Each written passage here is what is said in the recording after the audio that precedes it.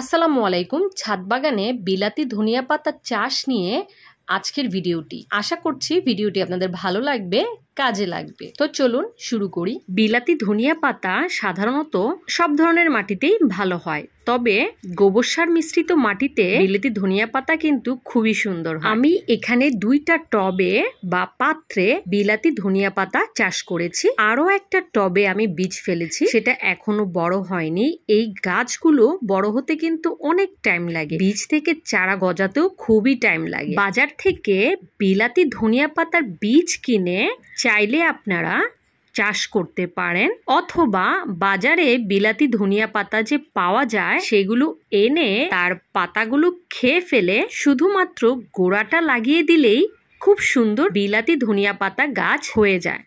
এই পাতা দিয়ে খুব মজার ভর্তাও খাওয়া যায়। আমি কিন্তু প্রথমবার অনেক বীজ ফেলেছি, কিন্তু একটা বীজও চারা গজায়নি।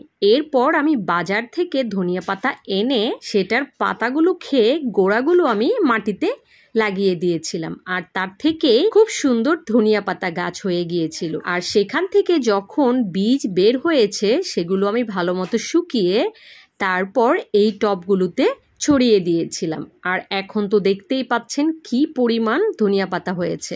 তবে আপনারা সবসময় চেষ্টা করবেন একসাথে 2 থেকে 3টা টব ধনিয়া পাতা লাগানোর জন্য।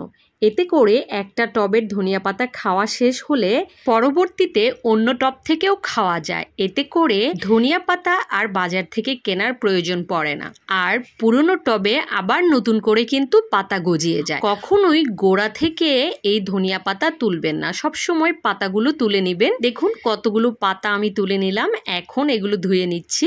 এইগুলো মাছ ভুনায় এই ধনিয়া পাতা দিলে খুবই সুস্বাদু হয়। আমি কিন্তু 2-3 দিন পরপরই এইরকম পরিমাণ ধনিয়া পাতা নিয়ে যাই, এতে করেই কিন্তু আমার হয়ে যায়। তবে অবশ্যই ধনিয়া পাতা গাছ ফুল সানলাইটে রাখতে হবে, এতে করে ধনিয়া পাতা খুব অল্প সময় দ্রুত বৃদ্ধি পাবে।